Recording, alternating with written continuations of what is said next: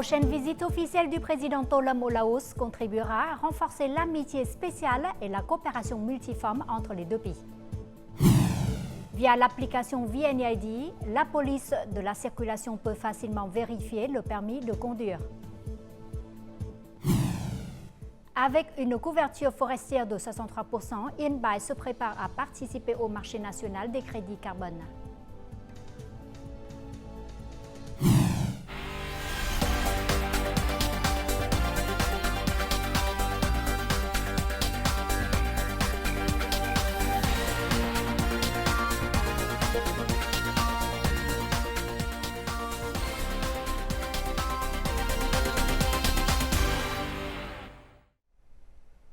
Mesdames et messieurs, bonjour, bienvenue au journal francophone. Ce matin, le bureau politique et le secrétariat du parti ont organisé une conférence nationale sur le règlement 144 et la directive 35 du Politburo. Ces documents portent respectivement sur les normes éthiques et révolutionnaires des membres du parti dans la nouvelle période et sur la préparation des congrès locaux du parti en vue du 14e congrès national du parti. Le président Tholum, le premier ministre Phạm Minh Chính, le président de l'Assemblée nationale Trần Thanh Mẫn, ainsi que près de 1,3 million de responsables et membres du parti ont assisté à cette conférence en présentiel et en ligne.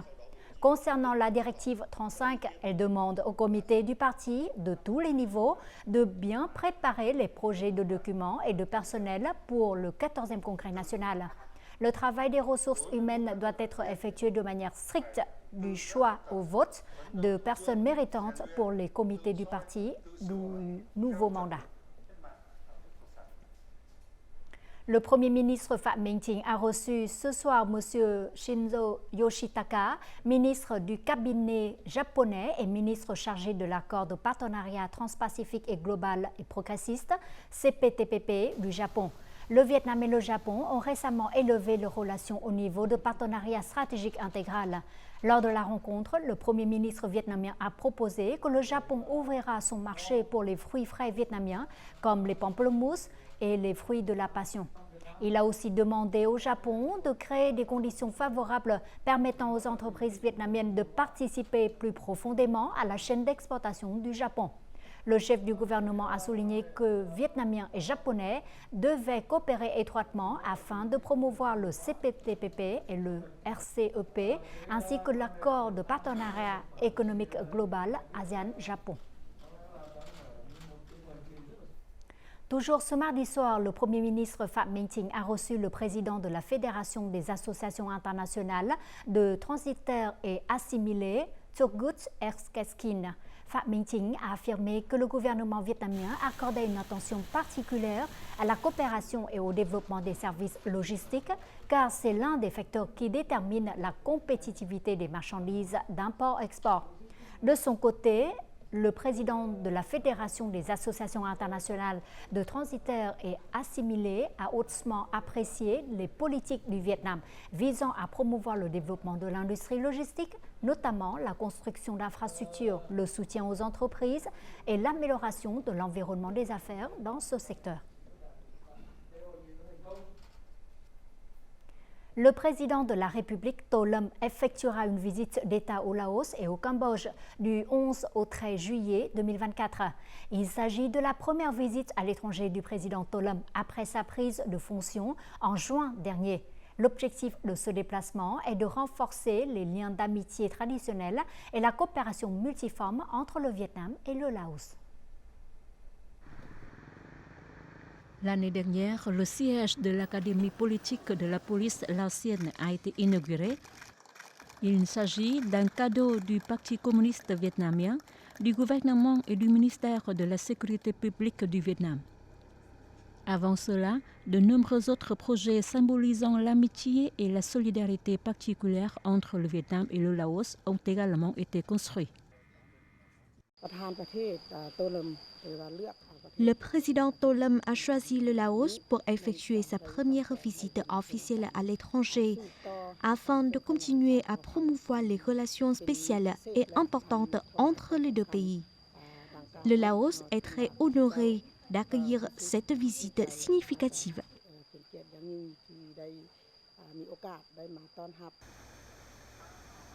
Le Vietnam est actuellement le troisième investisseur étranger au Laos avec 241 projets totalisant plus de 5,5 milliards de dollars. Le chiffre d'affaires des échanges commerciaux au cours des 5 premiers mois de cette année a atteint près de 780 millions de dollars.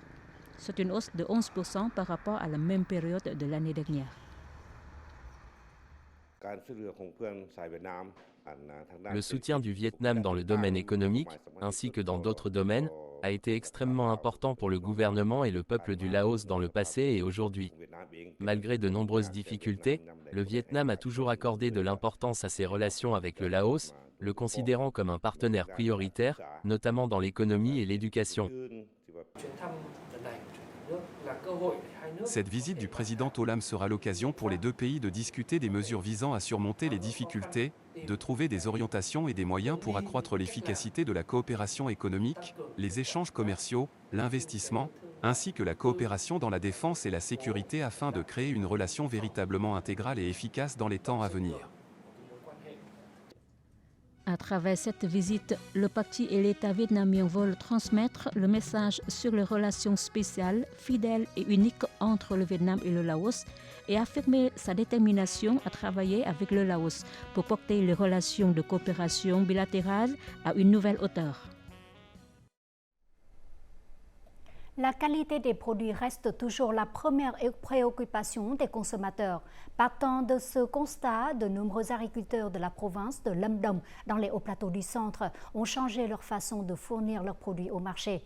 Les produits agricoles vendus sur le marché sont garantis de même marque et de qualité homogène. Cette fibre de coco sert de substrat pour la culture des légumes et peut être utilisée dans la cuiseur vapeur. La coopérative An Phu souhaite fournir aux membres de la coopérative des produits propres. De même, cette coopérative produit également des plants, puis les distribue aux confrères producteurs. Le substrat, les variétés végétales ainsi que le processus de culture transféré aux agriculteurs sont unifiés selon une seule norme. Cela permet aux produits agricoles d'atteindre toujours une qualité homogène dans les zones de production. Tous les ménages participant à la production respectent une technique et un processus de production. La qualité est garantie. Chaque jour, la coopérative An Phu fournit 2 à 4 tonnes de légumes au marché. De la taille à la qualité, chaque type de légumes doit suivre les standards du partenaire. La qualité doit être homogène. Ainsi, 43 ménages agricoles se sont regroupés et ont modifié leur méthode de production selon l'orientation proposée par la coopérative. M. Chin a investi 2 milliards de dong pour construire une serre pour cultiver des piments selon les normes VITRAP. Les piments qui ne répondent pas aux normes sont jetés avant la récolte. La qualité des produits est donc très homogène. En tant que principale région productrice de légumes et de fleurs du pays, Lâm Đồng approvisionne chaque année le marché avec plus de 3 millions de tonnes de légumes et environ 3,6 milliards de fleurs. Non seulement le marché d'exportation, mais aussi le marché intérieur exige de plus en plus une qualité élevée. La qualité uniforme des légumes et des fleurs est toujours la norme la plus élevée des distributeurs. Les entreprises jouent un rôle important dans la chaîne pour fournir des solutions techniques synchrones. Les semences et les technologies post-récolte nécessitent une attention particulière. La région agricole de la province de Lâm Đồng a formé 243 chaînes correspondant à des milliers d'hectares de terres cultivées. Grâce à cela, les agriculteurs ont progressivement modifié leur production. L'homogénéité de la qualité est devenue un critère permettant aux produits agricoles d'affirmer leur place. Certaines violations concernant la pêche maritime seront soumises à des sanctions pénales à partir du 1er août. Cette mesure vise à durcir les mesures contre la pêche illégale et non réglementée INN. Elle démontre aussi les efforts du Vietnam pour faire retirer le carton jaune de la Commission européenne sur ces produits de la mer. Plus précisément, les poursuites pénales seront imposées aux activités de pêche illégale en dehors des eaux territoriales vietnamiennes. D'autres activités poursuivies en justice, au lieu des sanctions administratives, seront les violations des réglementations sur la gestion et l'utilisation des équipements de surveillance à des fins de pêche illégale et la contrefaçon ou l'utilisation de faux documents pour exploiter, acheter, vendre ou transporter illégalement des produits aquatiques. Notre journal continue avec les taux de change et l'indice de la bourse du Vietnam.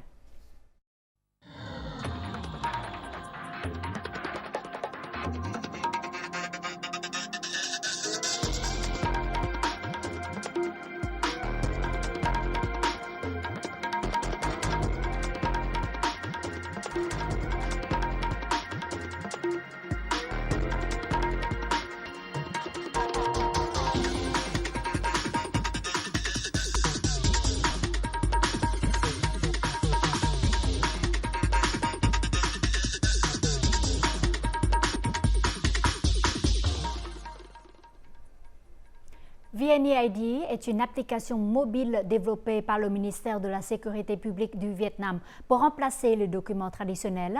Et grâce au VNeID, la police de la circulation peut facilement vérifier l'immatriculation du véhicule et le permis de conduire.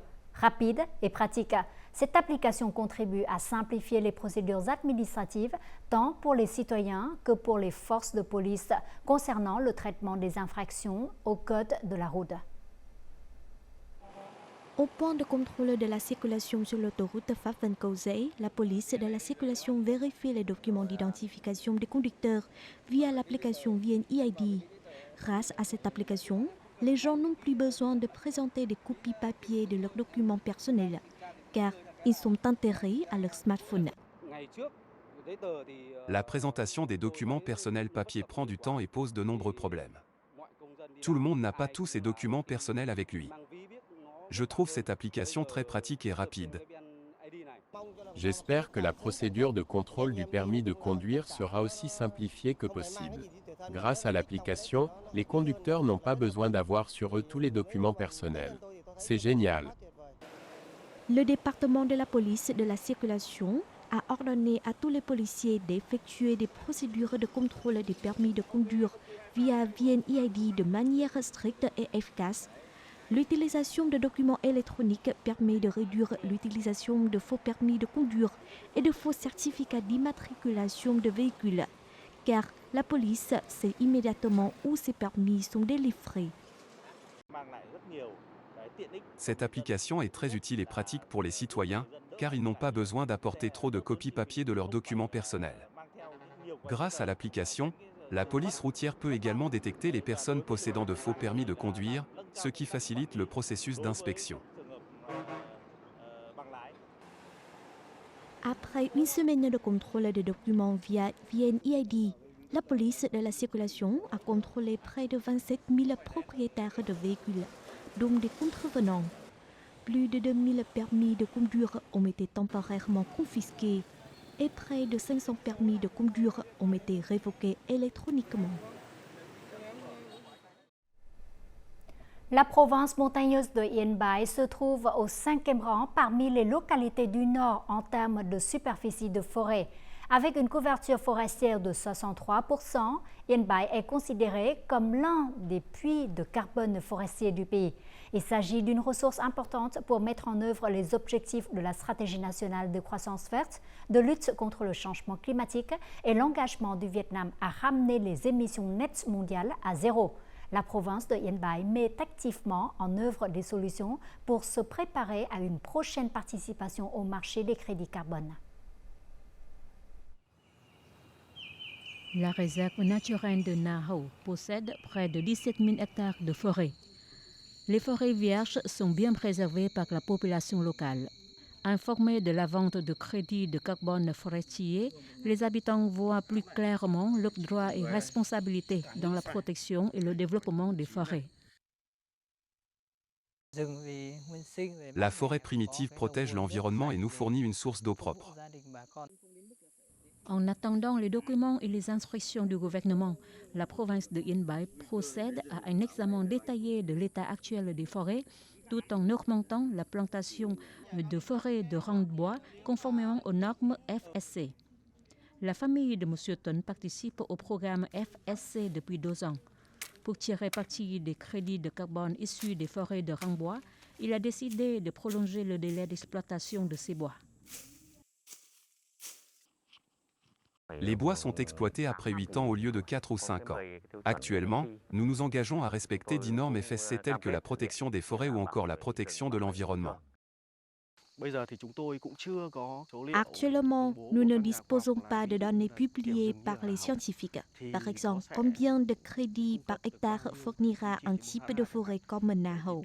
Cependant, avec ces forêts naturelles, il est certain qu'elles fournissent plus de crédits carbone que d'autres types de forêts. En même temps, Yên Bai a essentiellement aménagé des zones de forêt plantées afin de créer des conditions favorables au développement du marché local du carbone. Si les forêts plantées sont préservées selon les procédés organiques, le taux de récupération du carbone sera bien supérieur. C'est un atout important du district de Trần Yên, nous permettant de piloter le marché de crédits de carbone.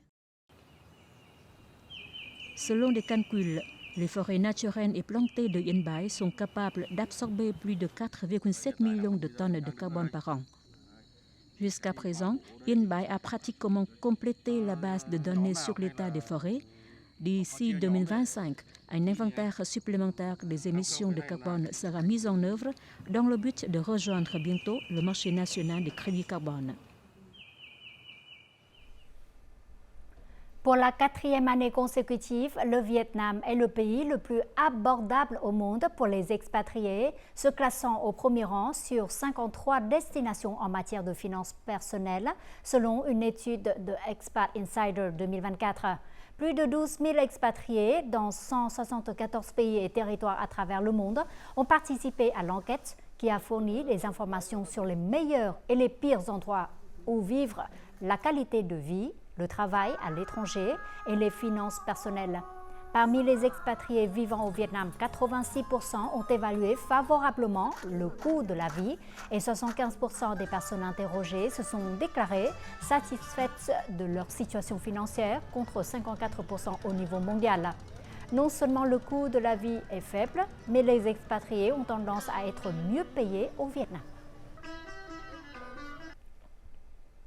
Après Hanoï et Ho Chi Minh Ville, Da Nang est la 3e ville du Vietnam à être nommée par le guide Michelin. Recevoir une étoile Michelin pour l'excellence de la qualité et du service, c'est comme remporter un Oscar dans le monde culinaire. Ce succès va certainement faire connaître la cuisine vietnamienne au monde et inciter les touristes à visiter le pays.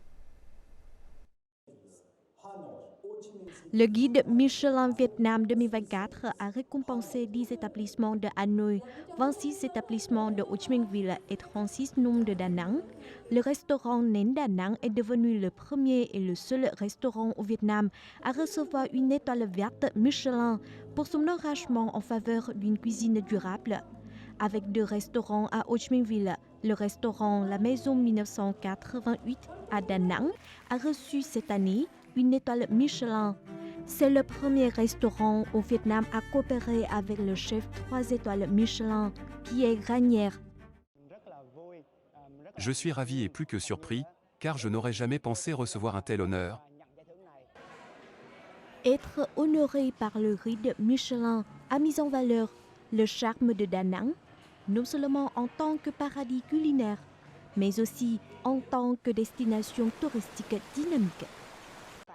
Nous souhaitons proposer de nouveaux produits touristiques, notamment liés à la gastronomie.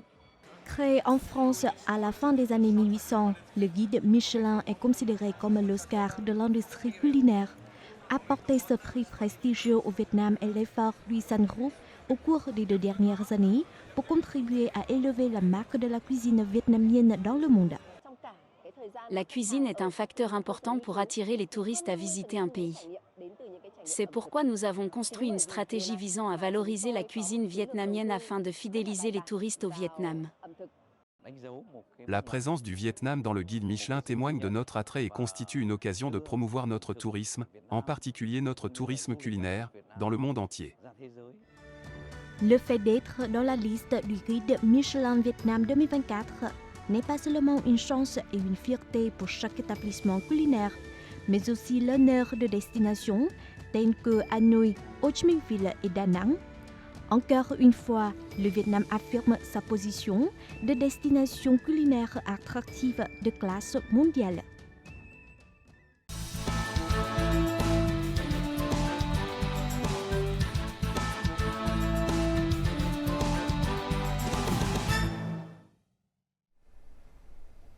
Un cheval en origami fabriqué selon la technique du pliage humide consiste à mouiller le papier avant de le plier pour obtenir des courbes douces.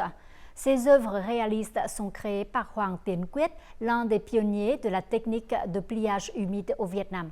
En plus de ces œuvres remarquables, son tutoriel de pliage Pegasus a été présenté au concours World Origami Marathon 3.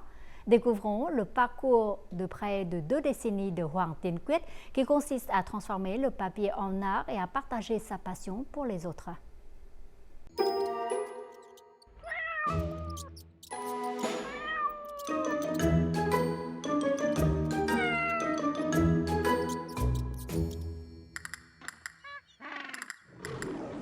Voici quelques-unes des œuvres d'art en papier réalisées par un artiste vietnamien.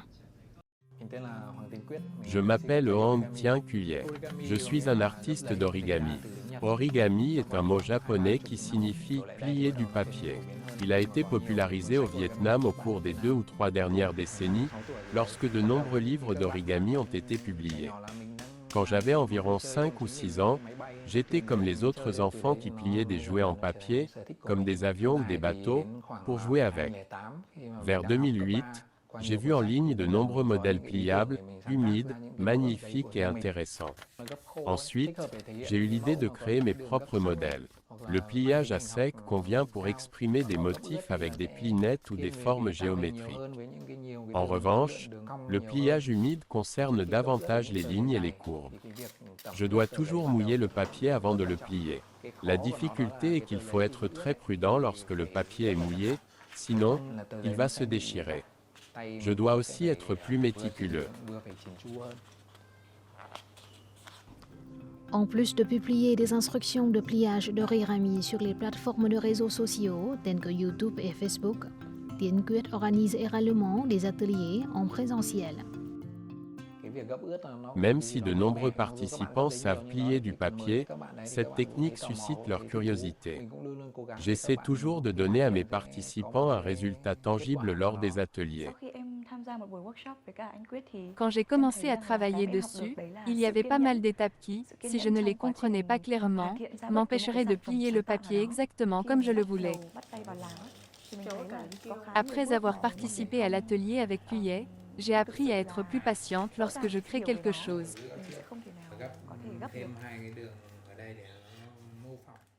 Le parcours de Hoàng Tiến Quyết dans le monde de l'origami est véritablement inspirant. Depuis ses racines dans la communauté vietnamienne de l'origami jusqu'à sa marque sur la scène internationale, il a fait preuve de dévouement et de talent dans son métier. En 2012, il a eu l'occasion de se produire pour la première fois à la convention japonaise de l'origami, où il était l'un des 2 invités spéciaux. En 2019, il a pu montrer son talent à la communauté mondiale de l'origami en créant un modèle grandeur nature de la déesse Durga. Ses apparitions lors d'événements prestigieux ont démontré non seulement son talent, mais aussi sa volonté d'explorer divers thèmes et contextes culturels. Son effort pour mettre en valeur la culture vietnamienne à travers l'origami enrichit non seulement cette forme d'art, mais contribue également à l'appréciation mondiale des traditions vietnamiennes. Le papier zo est très bon pour le pliage. De nombreux amis internationaux ont été impressionnés par mes modèles de l'origami en papier zo. Quand je les présente, je dis toujours qu'il s'agit de papier artisanal vietnamien. Je suis très fier que de nombreux étrangers aient également commencé à acheter du papier zo pour réaliser leur pliage. J'utilise souvent des thèmes animaliers, notamment les 12 animaux du zodiaque et des éléments de la culture vietnamienne. Je peux présenter brièvement la culture vietnamienne en choisissant des sujets vietnamiens familiers pour mon travail. J'espère aussi que lorsque les gens verront des modèles de pliage de papier vietnamien, ils reconnaîtront immédiatement qu'ils viennent du Vietnam. Au Vietnam, l'origami n'est encore qu'un passe-temps pour de nombreuses personnes. Mais grâce à des jeunes qui persévèrent dans leur passion, comme Hoàng Tín Quyết, cet art prend de plus en plus pied au Vietnam, constituant une source d'inspiration qui incite de nombreux jeunes à créer des œuvres d'origami imprégnées de la culture traditionnelle vietnamienne. Et en fin de journal, découvrons tout de suite les prévisions météo.